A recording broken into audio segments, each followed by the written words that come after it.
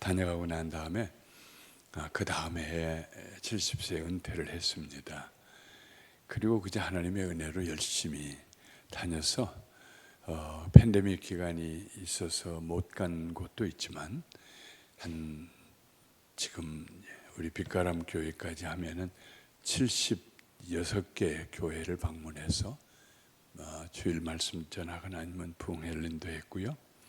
그리고 책을 9권을 저술하고 한 17개국 다니면서 이렇게 현지인들 목회자 세미나도 인도하고 그렇게 바쁘게 다녔는데, 이번에 빛가람 교회에 오게 돼서 얼마나 감사하고 또 꼭 와보고 싶었던 동산에 있어서 참 아름다운 교회, 첫날 저녁에도 제가 말씀드렸습니다만 누가 사진 찍었는지 모르는데 그냥 안개가 좌우간이 내리 깔려 있는 그런 날 빛가람 교회만 이렇게 선명하게 드러나는 사진을 참 잘 찍으셨어요. 그때 어떤 집사님이 사시는 아파트에서 핸드폰으로 찍으셨다고. 그런데 보통 좋은 사진이 아니에요. 아마 작품 같아요.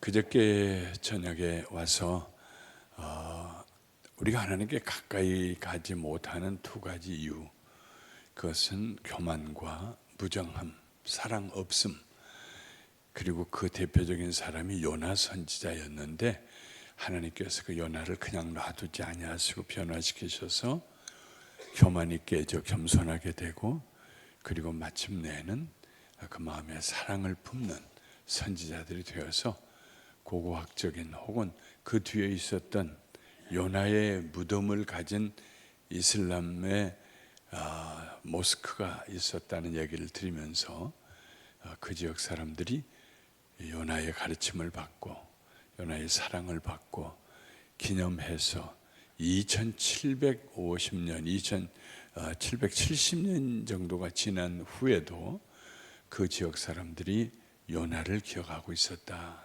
어디가요? 니느웨가 오늘날의 이름은 모술입니다. 그런 말씀을 드렸습니다. 결국은 요나서는 요나가 아수르 사람들을 구원한 얘기가 아니고 하나님께서 요나를 구원하신 이야기다. 그래서 하나님께 더 가까이 나갈 수 있도록 하나님이 끈질기게 붙잡으신 손을 놓지 않고 요나에게 축복하셨다 하는 말씀을 금요일장에 드렸습니다. 어제 저녁에는 금요일 저녁에 개인적인 구원에 대한 얘기였다면, 어젯밤에는 교회 자체가 하나님 앞에 어떤 교회가 될 것이냐, 그래서 안디옥 교회를 중심으로 주님만 섬기는 교회, 그랬더니 최초로 기독교 역사의 최초로 선교사를 바울과 바나바를 파송했고, 그리고 기독교의 제1되는 교리, 가장 중요한 예수만 믿음으로 구원을 받는다는 진리를 세우는데 큰 일조를 했다는 말씀, 그리고 바나바와 바울이 기질상의 문제로 서로 심히 다투고 갈라섰을 때조차도 안디옥 교회는 흔들리지 아니하고 교회가 분열되지 않았다. 왜냐하면 안디옥 교회 성도들은 바울과 바나바가 그렇게 가르쳤거든요. 죽게 붙어 있으라고 가르쳤거든요. 그래서 바울과 바나바의 가르침대로 사람 중심으로 세워진 교회가 아니라 예수 그리스도 중심으로 세워진 교회, 그래서 주님만 섬기는, 어떻게 우리가 더 주님을 잘 섬길 수 있을까 하고 금식하며 기도하는 그 교회였기 때문에 그들의 지도자인 바울과 바나바가 심히 다투어 서로 갈라서게 되는 상황에서도 교회는 갈라지지 아니하고 든든히 서가고, 결국 훗날에 바나바와 바울이 다시 화해하게 되고, 그리고 아무짝에도 쓸데없다고 바울이 생각했던 그 마가, 바나바의 조카 마가는 훗날 바울이 말하기를 내게 필요한 사람이다 하고 그를 보내달라고 하는, 다 떠난 다음에도 바울 곁에 연금 상태에 있을 때 남아있었던 사람은 마가, 변화되는 이런 일이 있었다고 말씀드렸습니다. 교회는 우리가 개인적으로도 주님을 섬겨서 겸손해야 되고 사랑의 사람들이 돼야 되지만, 교회 전체가 항상 어떻게 하면 주님을 잘 섬길 수 있을까요? 여기에 초점이 맞춰져 있어야 됩니다. 그게 건강한 교회입니다. 오늘은 그럼 그런 교회는 누가 세우셨느냐? 세우실 때에 어떤 목적을 가지고 세우셨느냐? 그 교회를 세우신 분의 마음속에 품었던 교회의 모습은 어떤 모습인가에 대해서 말씀을 나누려고 합니다. 예수님이 세상에 오셔서 하신 일은 두 가지입니다. 물론 병든 자도 고치시고 물 위로 걷기도 하시고 귀신도 내쫓으시고 또 진리의 말씀도 가르치시고 여러 가지 하셨습니다마는 예수님께서 나는 이것을 하기 위해서 왔다는 그런 어조로 하신 말씀이 두 가지가 있어요. 하나는 마가복음 10장 45절에 있는 말씀입니다. 인자는 본인을 가리켜요. 섬김을 받기 위해 온 것이 아니고 도리어 섬기려 하고 많은 사람을 위하여 자기 목숨을 대속 제물로 대신 죽은 그 사람의 죽어야 할 자리, 죄값은 사망이니까 그 자리에 대신 죽어주기 위해서 왔다 하는 말씀을 마가복음 10장 45절에서 하셨습니다. 그 다음에 두 번째는 오늘 우리가 읽었던 말씀 가운데 내가 이 반석 위에 내 교회를 세우리라 하는 말씀입니다. 그러므로 예수님은 죽기 위해서 세상에 오셨고 또 교회를 세우기 위해서 세상에 오셨습니다. 죽음은 본인이 결정하시고 십자가 위에 죽으셨으니까 온전한 제물로 드려졌어요. 교회를 세우는 데는 그의 제자들이 그 말씀에 순종하고 따라야 될 의무가 있었어요.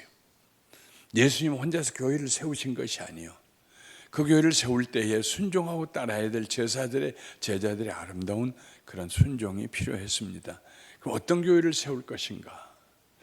돼지 움막 하나를 지어도요, 그림을 안 그려도 머릿속에 그림이 그려집니다. 앞에는 햇볕이 잘 들게 높이를 어느 정도 하고 그 다음에 비가 오면은 빗물이 잘 흘러내려가기 위해서 슬로프를 얼마 정도 해서 앞에 높이하고 뒤에 높이에 돼지 움막의 높이는 어떻게 하고 바람 맞게 하기 위해서 벽돌을 쌓아 올려서 어디까지 쌓아 올릴 것인가, 그리고 거기에서는 또 바람이 잘 통하기 위해서 작은 나무들을 얼마나 심어야 될 것인가, 바닥은 배설물이 잘 빠지기 위해서 경사를 얼마로 하게 될 것인가. 돼지 움막을 하나 지어도 머릿속에 블루프린트가 있어요. 청사진이 있어요. 모든 건물은 다 청사진이 있어요. 우리 목사님께서 오셔서 교회를 건축하실 때 목사님 머리에도 청사진이 있어요. 얼마나 따뜻해요. 저는 이 빛가람 교회에 오면은 위에서부터 머리를 이렇게 빗는 것처럼 저 모양이 양쪽으로 쫙 돌아가는 것이 저게 우연인 것 같지만 아주 사랑으로 품는 느낌을 주잖아요. 와서 보시면은 이 다 청사진이 있어서 그렇게 그리는 거예요. 재료는 뭘 써야 할 것인가, 높이는 얼마나 해야 할 것인가, 등은 어디에다 할 것인가. 예수님도 세상에 교회를 세우실 때에 막무가내로 그냥 세우신 거 아닙니다. 제자들에게 교회 세워라 그렇게 하신 거 아닙니다. 교회는 건물은 아니죠. 그것보다 더 본질적인 것이죠.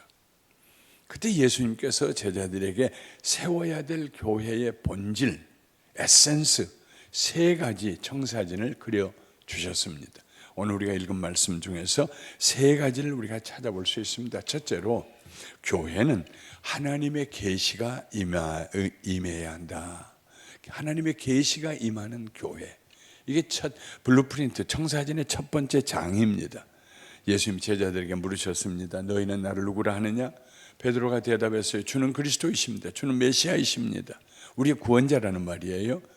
그리고 살아계신 하나님의 아들이십니다.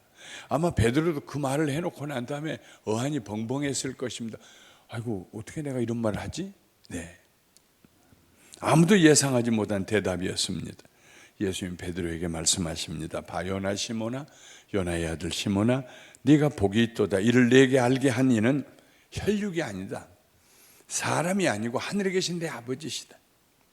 하늘에 계신 내 아버지가 너에게 알게 하셨기 때문에 내가 지금 그 말을 하는 것이다.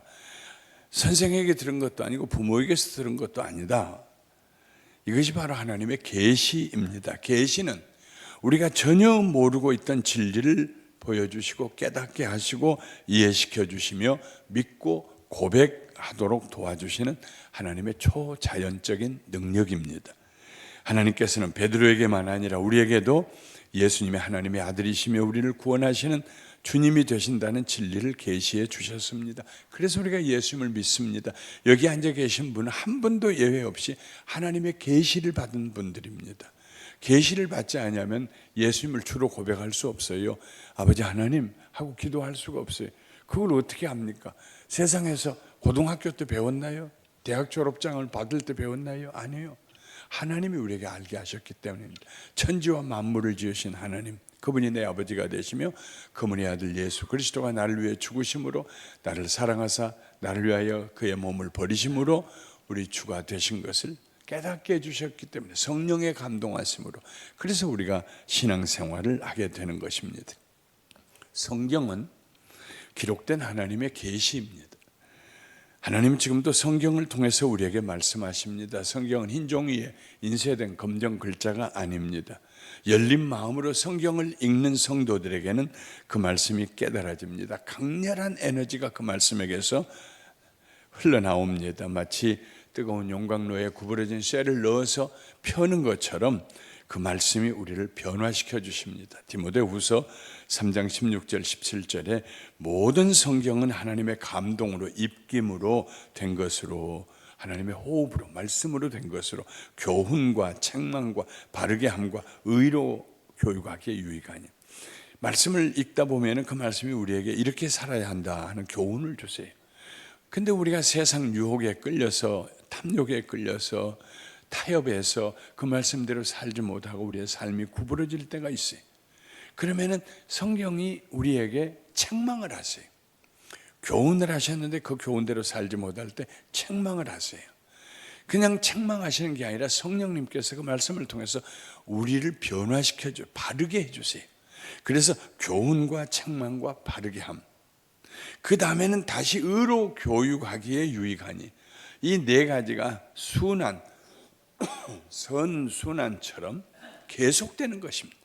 성경을 읽지 아니하고는 신앙이 성장할 수가 없어요. 한 번 어떤 젊은이가 런던에서 부흥회를 인도하시는 부흥사 목사님을 찾아왔습니다. 목사님, 저는 참 고민이 많습니다. 무슨 고민이 많으세요? 저는 월급만 타면 창녀촌을 찾아갑니다.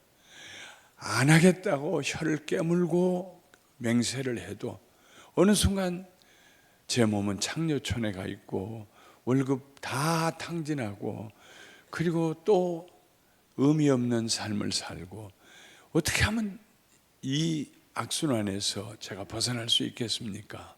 그러니까 그 목사님이 이렇게 대답하셨어요. 오늘부터 성경을 읽으시오. 한 장씩 읽으시오. 매일. 그러면 돼요. 예, 읽어보세요. 1년 후에 그 목사님이 다시 부흥회를 갔어요. 근데 그 청년이 와서, 목사님 저 아시겠어요?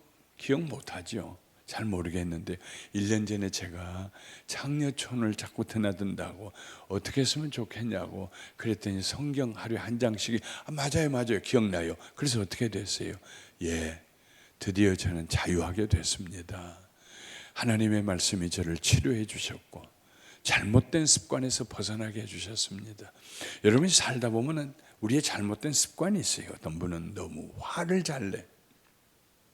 어떤 사람은 자기도 모르는 게 자꾸 거짓말을 해요. 어떤 사람은 늘 다른 사람을 비판하고 용납하지 못하고 그 사람의 허물을 들추어내고, 나는 왜 이러지? 어떤 사람은 마음에 늘 열등의식에 사로잡혀 살 때가 있어요. 우리가 살면서 바르지 못한 것을 우리 자신이 보아요. 남들이 볼까 싶어서 덮기는 하지만 우리를 자신이 스스로 감출 수는 없잖아요. 어떻게 고칠 수 있을까요? 하나님의 말씀은 좌우의 날선 검과 같아서 우리의 잘못된 것을 쪼개서 제거해 주십니다. 그러니까 하나님 말씀을 읽으세요. 읽되 그냥 의무적으로 내가 3번씩 석 장씩 하루 읽어야겠다 그러면 1년이면 한 번 통독하죠. 혹은 더 욕심을 내서 6장씩 읽어야겠다 1년에 2번 통독하죠. 그러나 어떤 그런 욕심에 근거한 목적을 가지고 읽으면은 때로는 그냥 별 의미 없이 읽을 때가 있습니다. 하나님을 말씀 읽을 때 주여 저에게 말씀해 주세요. 저에게 계시해 주세요. 제가 어떻게 살아야 할지 알게 해 주세요. 기도하고 난 다음에 열린 마음으로 읽으면은 어떤 때는 석 장을 쭉 읽을 때도 있어요. 제 안에는 하루에 10장씩 읽어요. 그러나 어떤 때는 읽다가 가만히 보면은 기도하고 있어요. 한 장 읽었는데 2장 읽기 전에 어떤 말씀이 가슴에 와 부딪혀요. 그러면 그 말씀을 붙들고 기도하고 회개하고, 그리고 그날은 거기서 끝나도 돼요. 하나님 말씀을 읽는 것은 하나님의 음성을 듣기 위해서 읽는 것이지 어떤 목표를 채우기 위해서 읽는 것은 아니에요. 하나님의 말씀은, 하나님의 계시는 우리가 성경을 읽을 때 성경을 통해서 우리에게도 오지만은 하나님 말씀을 선포하는 목사님의 설교를 통해서도 우리에게 임합니다. 우리 문병성 목사님도 그러시지만 저도 35년 목회하는 동안에 설교를 준비하기 위해서 제일 먼저 했던 일이 있어요.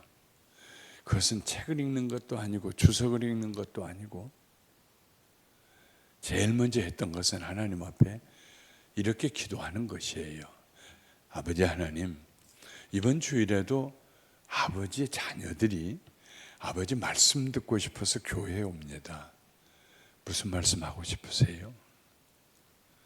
무슨 말씀 하고 싶으세요? 자녀들에게. 저는 그걸로 설교를 준비를 시작합니다.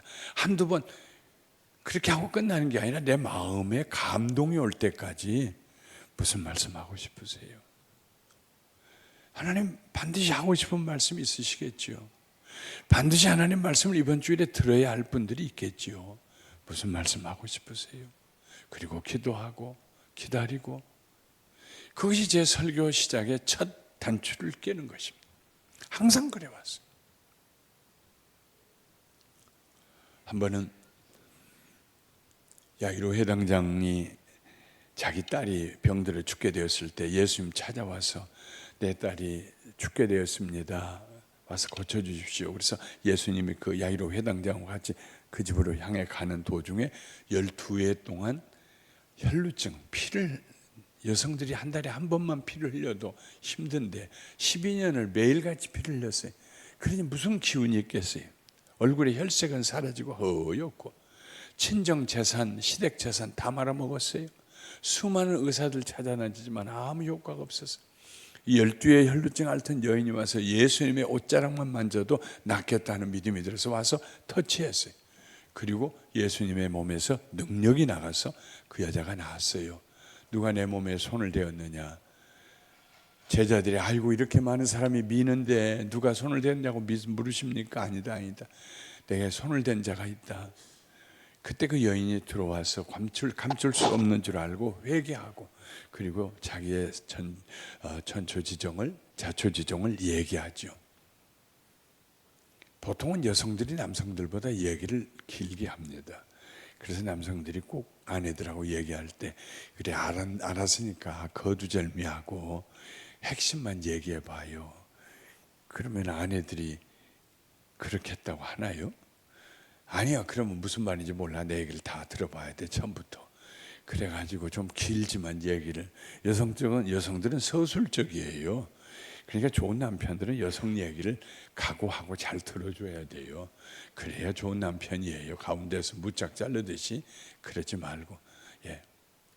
그러니 12의 혈루증 앓는 여인도 그냥 얘기를 길게 했을 터인데 속에 조바심 난 사람은 누구 계세요? 야이로 회당장 아니겠어요? 딸이 죽어가는 거 보고 왔는데.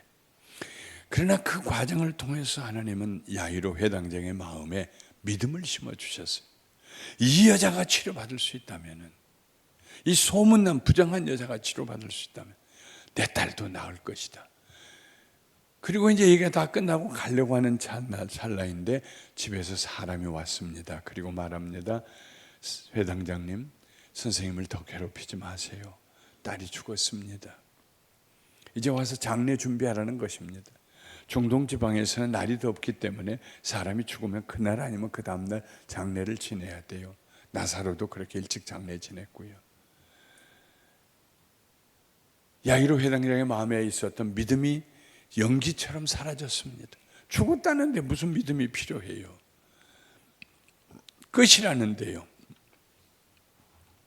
그때 예수님 말씀하십니다. 두려워 말고 믿기만 하라. 그래서 이제는 야이로 회당장이 믿기 때문이 아니라 그 예수님의 말씀, 예수님의 믿음에 사로잡혀서 집으로 가죠. 그리고 예수님께서 그 아이의 손을 잡고 달리다고 따라 일어나라. 그래서 일으켜 세우십니다. 저는 그날 그 설교를 끝이 아닙니다 하는 제목으로 설교했습니다. 끝이 아닙니다.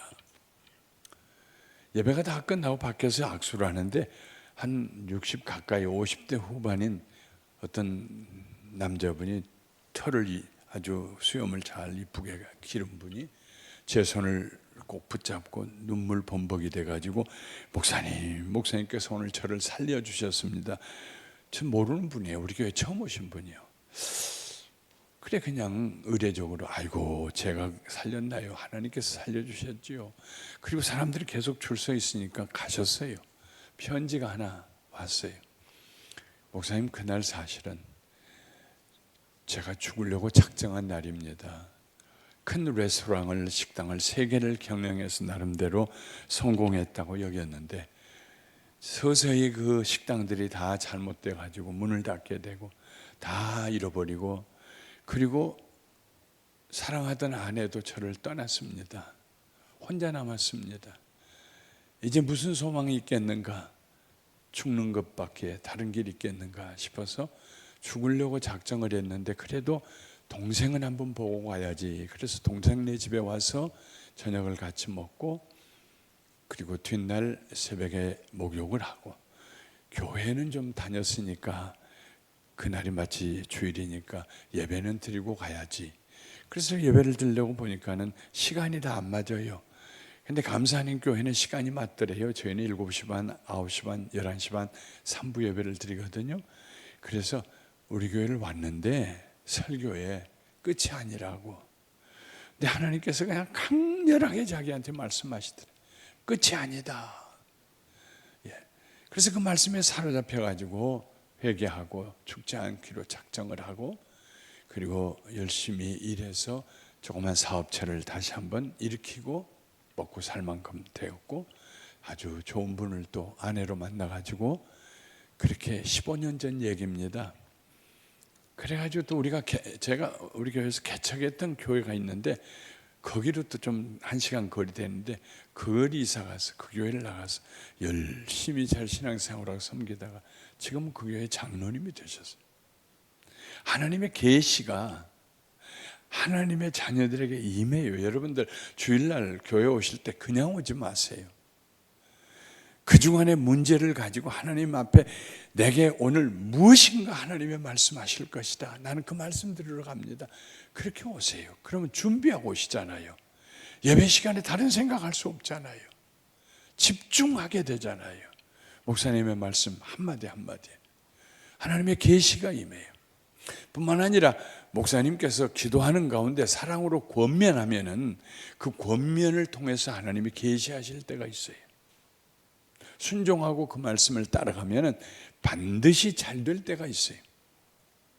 교회를 개척하고 한 5, 6년쯤 되어서 좀 이제 한 3, 400명, 4, 500명 이렇게 됐을 때입니다. 그런데 어떤 분이 와서 목사님 큰일 났다고 저는 큰일 났다는 말 듣는 걸 제일 싫어하거든요. 세상에 큰일이 어디 있어요. 그랬더니 A라는 집사님이 $10,000 돈을 받아야 한다고 B라는 집사님을 법정에다 고소했대요. 듣고 보니까 그건 정말 큰일이에요. 교회 안에 법정에 다툼이 생기면은 법정으로 가면은 그러면은 A를 따르는 A를 편을 들어주고 싶은 교인들하고 B 뭐 얘기 들어보니까 돈 줄 거 없네 하는 또 그런 분들 가운데에 교회가 이렇게 시끄러워 그리고 떠나는 분들 교회가 세 등분이 될 터인데 정말 큰일이에요. 그래서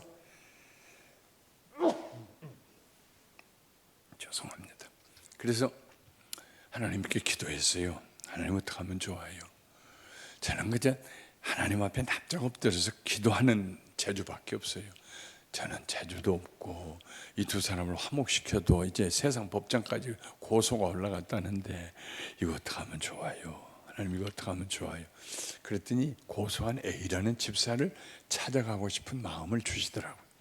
그래서 저녁에 제 아내하고 같이 갔어요. 아이고 우리 목사님 우리 집에 신방 오셨다고 좋아서 그렇게 기도하고 앉았습니다.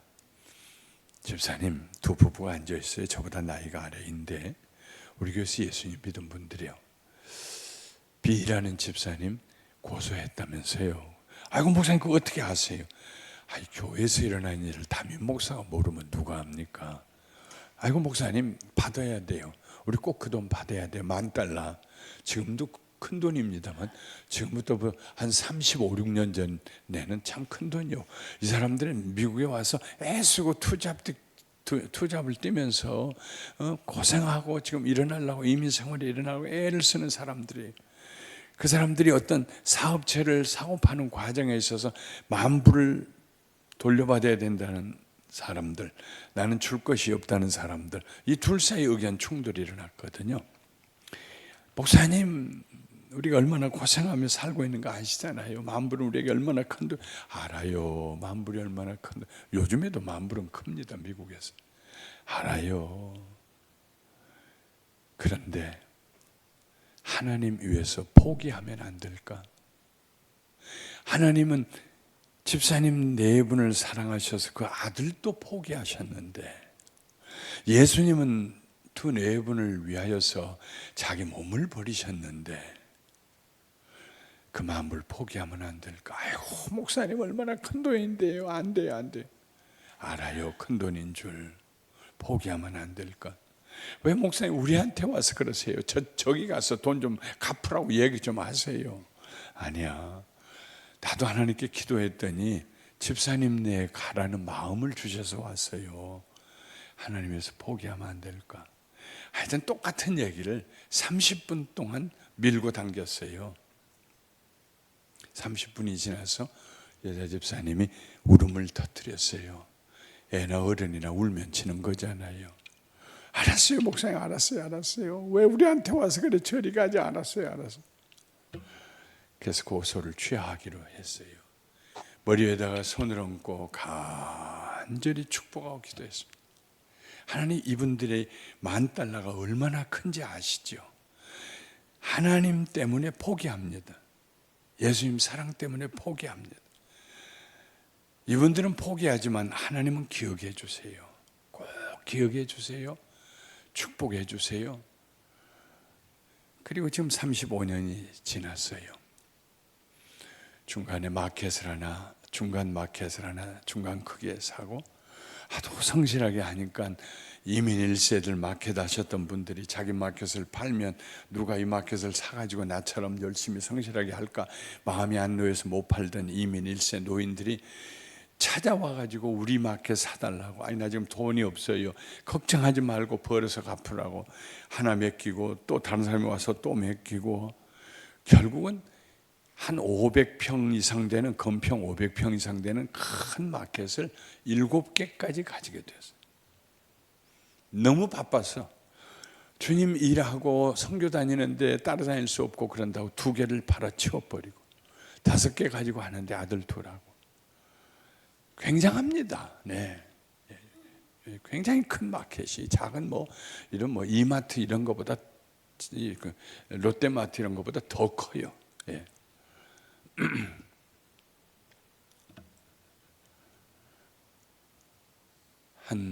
지금으로부터 한 7, 8년 전에 제가 은퇴하기 전에 목사님 이번에 300만 불짜리 마켓을 하나 건물하고 다 샀어요. 근데 아주 좋은 거예요. 그래 잘하셨다고. 마켓 새로 살 때마다 축복하고 기도해 줬어요.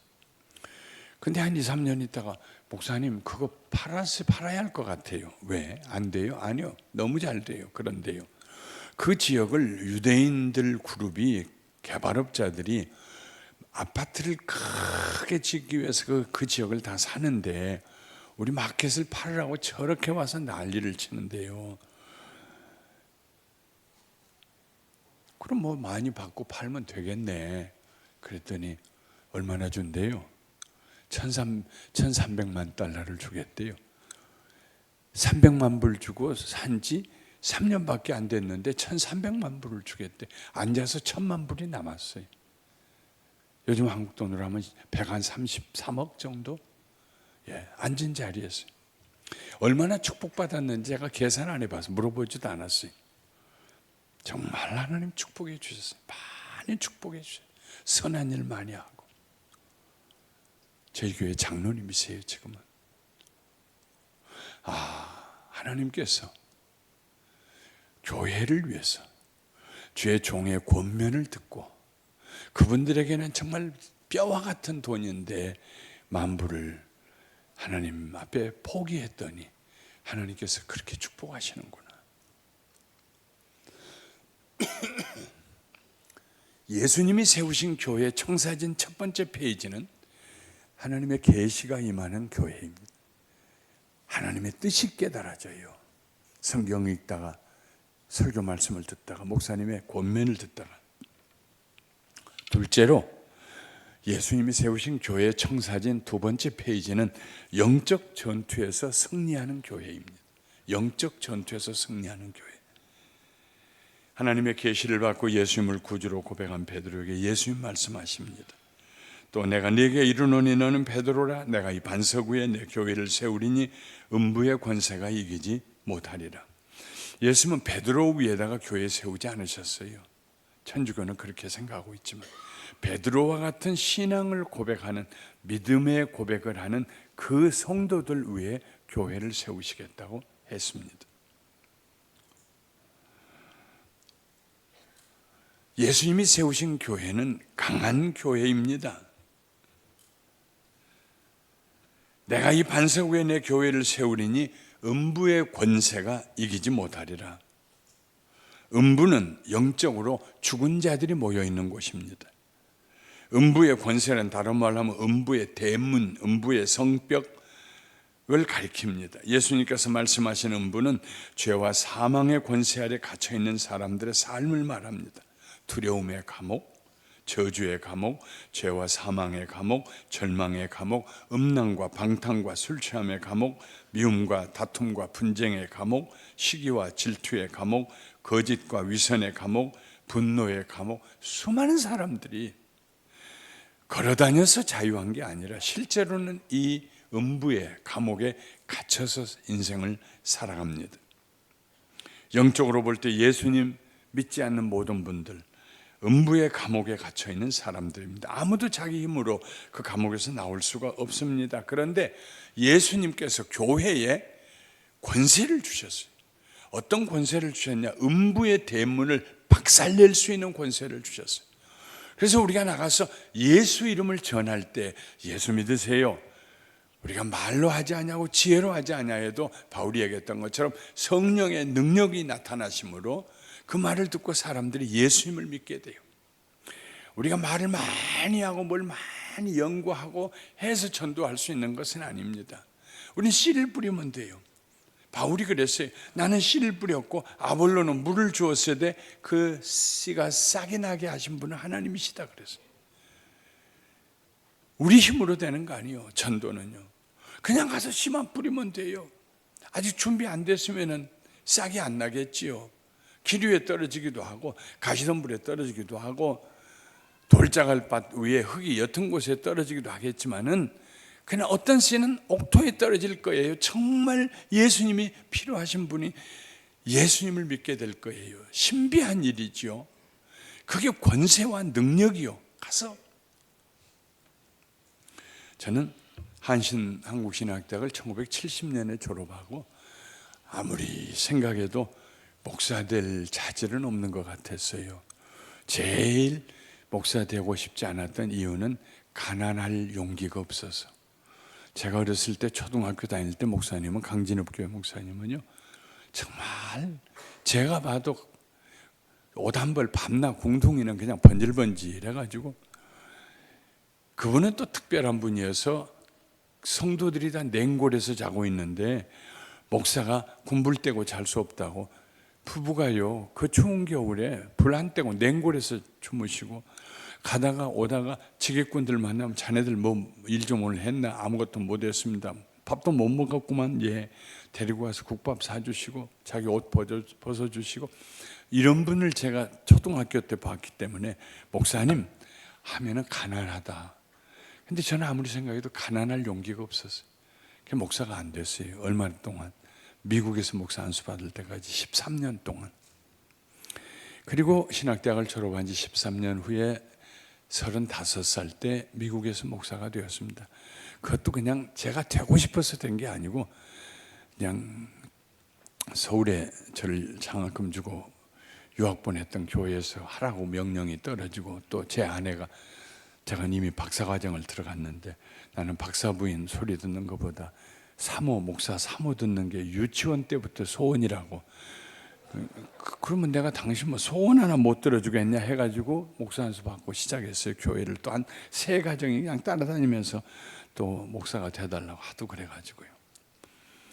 근데 너무 힘들었어요. 이미 목회가 하도 싸우고, 본인들이 교회는 부흥하는데요, 너무 힘들어서 재직회 때마다 저는 나 이제 그만할 테니까 공부하러 왔어요. 나 그만할 테니까 다른 목사 구하라고. 근데 한 번은 안수 집사님이 제 소매자락을 끌고 교회 뒤로, 빌려보는 교회 뒤로 가서, 목사님이 그만둔다고 하실 때마다 우리는 간이 떨어졌다 붙었다 떨어졌다 붙었다 하니까 앞으로 그렇게 하지 마시고 그만둔다고 얘기하시고 그냥 그만둬 버리십시오.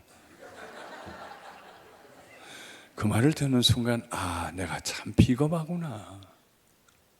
교회 성도들에게 협박하고 있구나. 알았어요. 내가 그만둔다고 한번 말하고 이제 그만둘 거예요. 그리고 그때로부터 한 33년이 지나서 목회한 지 35년 후에 그만둔다고 한번 얘기하고 그만둬 버렸어요.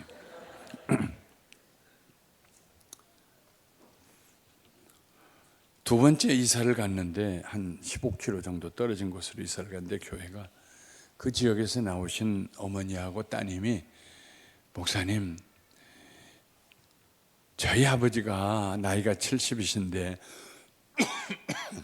아무리 교회 나가자고 해도 안 나갑니다. 근데 목사님께서 한 번만 신방 오시면은 저희 아버지가 교회 나오고 예수 믿을 것 같아요. 근데 제 마음속에는 용기가 없었어요. 왜냐하면 저는 기독교 가정에서 밋밋하게 자랐기 때문에 중간에 그냥 좀 이렇게 세상적으로 자라다가 팍 깨져가지고 예수 믿었으면 막 가서 용기 있게 예수 믿으라고 할 수 있는데, 저는 그런 용기가 마음에 없었어요. 그분은 믿음이 있어서 내가 가면 될 거라고 하는데 나는 내 마음속에 안 돼요. 난 가서 얘기해도 안 돼요. 그런데 자꾸 그러니까 안 갈 수가 없잖아요. 8월에 뜨거운 수요일 날 낮에 제 아내와 함께 그 집을 방문했습니다. 들어가면서 좀 요즘만 같았어도 손을 풀면서, 아이고 아버님 안녕하세요. 굉장히 건강해 보이시네요. 누가 70이라고 그러겠어요. 이제 50대 중반이라고 하겠네요 하고 없는 소리 해가면서 좀 이렇게 할 터인데, 목회 이제 시작한 지 2년, 37살짜리가 들어가면서 목에다가 힘 빳빳하게 주고 들어가서, 김 선생님 안녕하십니까? 저는 부인과 따님이 나오는 여기 교회의 목사입니다. 그래서 속이 상하셨는지 나를 한번 쳐다보더니 외면하시더라고요. 처음부터 좀 찬바람이 불어요. 앉아서 얘기했습니다. 김 선생님, 저희 교회 나오세요. 아, 일 없어. 나는 내 친구 딸년이 결혼한다고 그래서 가봤더니 거기가 교회라고 합디다. 그게 처음이자 마지막이요. 아, 우리가 다 예수 믿으셔야죠. 평안도 얻으시고 죄사함도 받으시고. 아유, 난 누구에게 죄 진 적도 없고 죄 지은 적도 없고 누가 나에게 죄 짓도록 허락한 적도 없어. 근데 이게 무슨 얘기를 하면은, 아, 그래요, 아이고 다 죄인이지요, 뭐 이렇게 해서 좀 뜸을 들여야 이게 천천히 그 다음 내가 무슨 얘기를 할 건가를 계산하겠는데, 탁구 치듯이 뭐 한마디 하면 그쪽에서 탁 받고 하는데 제가 자꾸 코너에 몰리는 거예요. 마지막에 결국 제가, 김 선생님, 누구나 다 세상 떠나 죽게 됩니다. 그때 예수 믿고 천국 가셔야죠.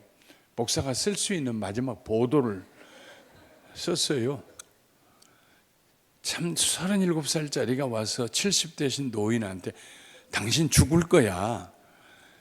죽을 때 천국 가야지요. 이런 말을 제 입에서 하면서도 제가 참 자격 없다 목사가. 그 말밖에 못하나. 그러는 순간 그 70대신 김 선생님 입에서 놀라운 말이 나왔습니다. 난 그래서 기독교가 실소. 기독교는 아편이요. 근데 즉 기독교는 아편이란 말을 내가 어디서 들었는데 어디서 들었지? 하는 순간 그분이 계속 얘기했어요. 나는요 공산주의자요. 나는요 막스 레닌주의자요.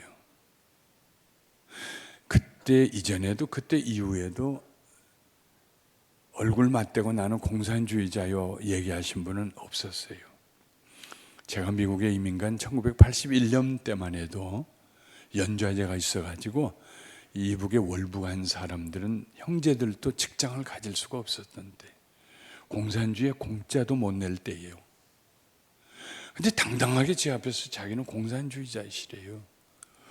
그런데 뭐 제가 더 할 얘기가 뭐가 있어요? 내가 무슨 사상 논쟁을 할 준비도 안 돼 있고 제 옆에 있는 아내 옆구리를 찔렀어요. 쳐다봐요. 그래서 일어나라고 갑시다.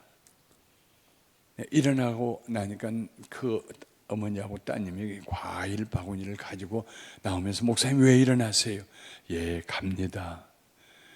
그리고 나와서 대돌에서 구두를 신고 밖으로 나오는데 아주 더운 캘리포니아의 뜨거운 햇볕이 내리 쏟아지는데 제가 하늘을 보면서 이렇게 말했어요.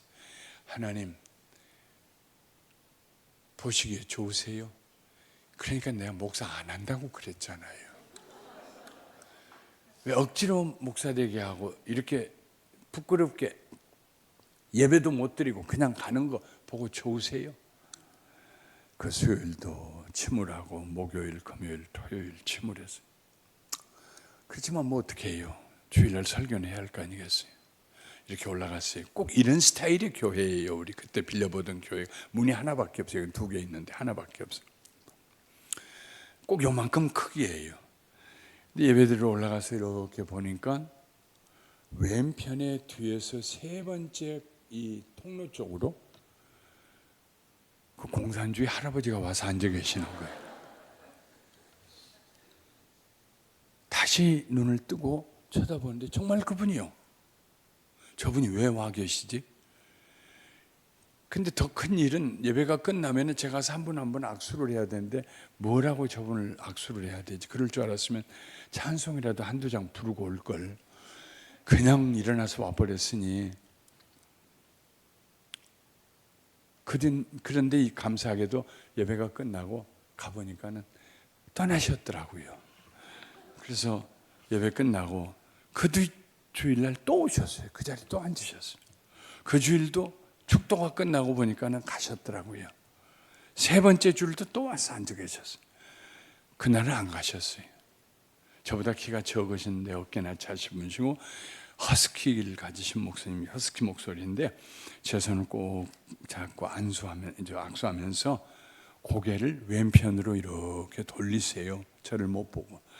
그 목사님 말씀 들어보니까 세상에 나 같은 죄인이 없군요.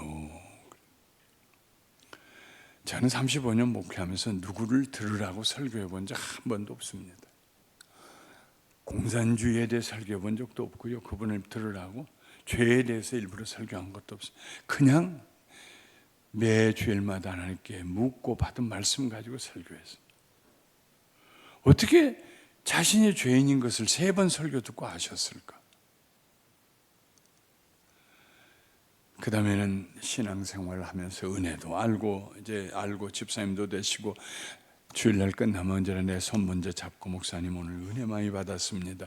87세 17년 동안 신앙생활 잘하다가 당뇨 합병증이 와서 정신을 잃고 병원에 입원해 계시는데 제가 가니까 눈을 뜨시고 저를 알아보시고 1시간 동안 예배 잘 드리시고 사흘 있다가 하나님 나라 가셨어요.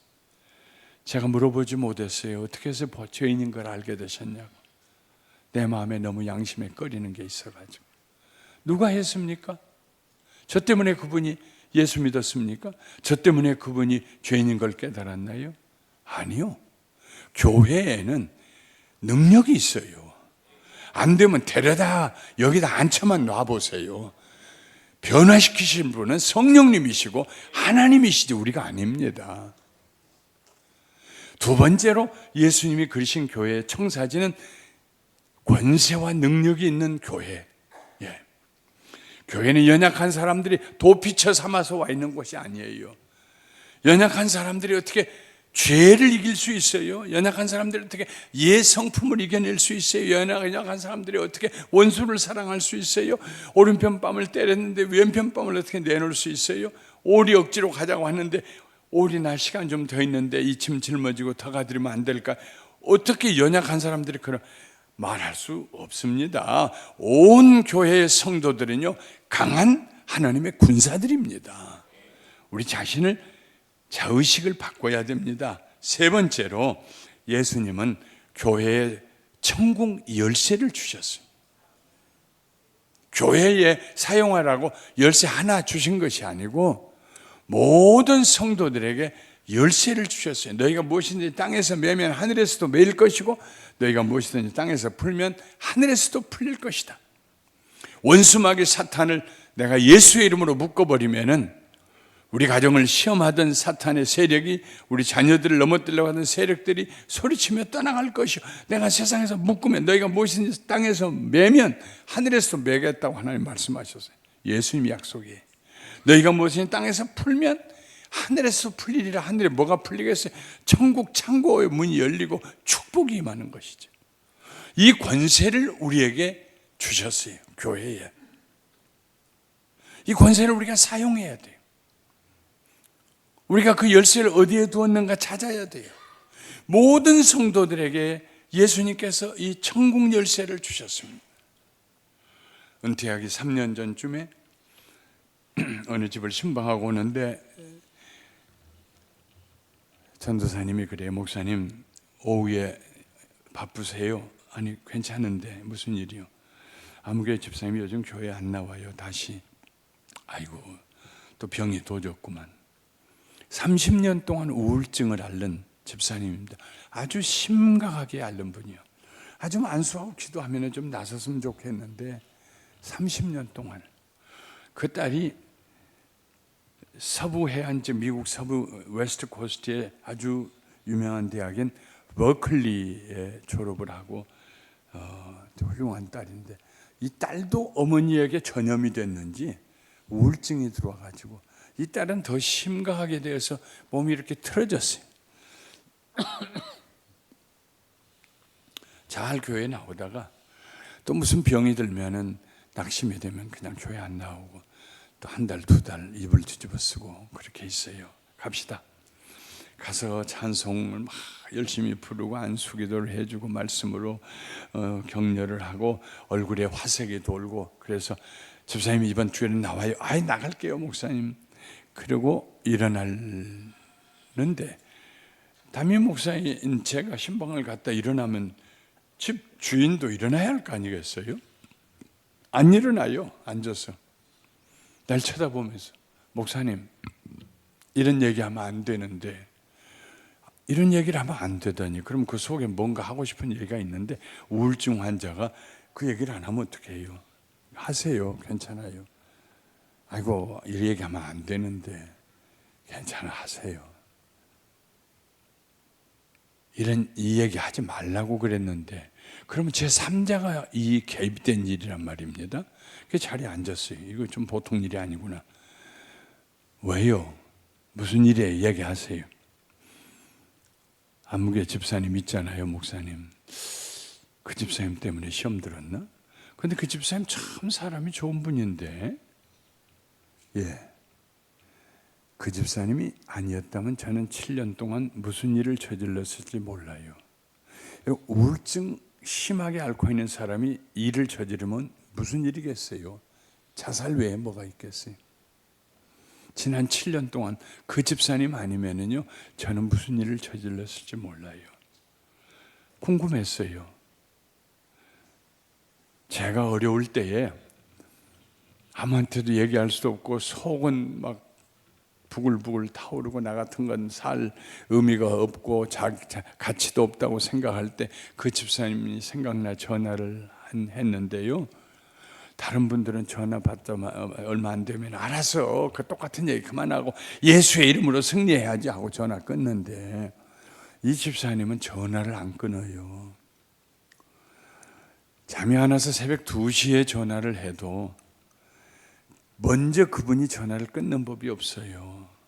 같이 울어주고 기도해주고 위로해주고 격려해주고, 어떤 때는 밤을 꼬박 새우다가 아침 4시쯤 전화해도요 동이 틀 때까지 이 집사님은 전화를 안 끊고요 제 얘기를 들어줘요. 뭐 매일 그러지는 않았겠죠. 목사님, 제 딸, 그 집사님이 우리 집에 오셔가지고 모든 여인들은 다 아름답고 싶은 법이라고 하면서 제 딸 데리고 사우나 가서 목욕시키고 미장원에 가서 파마시키고, 그리고 손톱 가꾸어지는 집에 가서 손톱 이쁘게 치장해주고 그리고 집에 데려다주고 그래요. 목사님, 요즘 우리 딸 좀 낮은 것 같지 않아요? 그러대. 요즘 명랑하게 목사님 목사님하고 나를 부르고. 그 딸이 지금 50이 넘었어요. 그 말을 들으면서 제가 할 말을 잊었어요. 가슴이 먹먹했습니다. 새벽 4시쯤 그분이 나한테 전화했더라면 나는 뭐라고 했을까? 집사님, 알았어. 그럼 아멘, 아멘. 자, 나 따라서 예수의 이름으로 승리하리라. 나 잠 좀 자자. 새벽 기도 가야 된다. 그러지 않았을까? 어떻게 되신 분이 상대방이 전화를 끊을 때까지 끊지 아니하고 그렇게 말씀으로 붙들어주고 성경 말씀으로 위로하고 7년 동안 하나님께서 그 여집사님에게 주셨던 천국 열쇠를 이 여집사님은 잘 사용하고 계셨어요. 얘기하지 않았어요. 3년 동안 계속 했겠죠. 지금 제가 은퇴한 지 6년 되었으니까 그분이 한국 나와 계신데 잠깐 부모님 때문에 아마 카톡 전화를 지금도 하고 있을지 몰라요. 예수님께서 우리 모두에게 천국 열쇠를 주셨습니다. 여러분, 그 열쇠 언제 사용해 보셨어요? 어디 있는지는 아시고 계세요? 그 열쇠 가지면 문제를 해결할 수 있는데, 그 열쇠 가지면 축복이 임하게 할 수 있는데, 그 열쇠 가지면 원수 사탄을 대적하고 이길 수 있는데, 예수 이름 권세로. 사랑하는 성도 여러분, 우리를 향한 예수님의 소원은 내가 너희에게 열쇠 주었지 않냐. 캐톨릭의 베드로의 성상을 세워놓고 마지막 새끼손가락에다 열쇠 하나 걸어놔서 항상이요. 베드로에게만 주신 게 아니요, 모든 믿는 성도들에게 주셨어요. 그 예수님의 설계도예요. 교회에 대해서 하나님의 계시가 임하는 교회, 권세와 능력 있는 교회, 온 교회 성도님들이 천국 열쇠를 사용하는 교회, 그런 교회 되시기를 주님의 이름으로 축원합니다. 거룩하신 하나님, 우리가 세운 교회 아닙니다. 교회는 어떤 교회가 되어야 하느냐? 우리가 그린 청사진이 아닙니다. 예수님이 그리셨습니다. 우리 빛가람 교회, 예수님의 청사진대로 지어져가는 아름다운 교회 되게 하여 주시옵소서. 예수님의 이름으로 감사하고 기도하옵나이다. 아멘.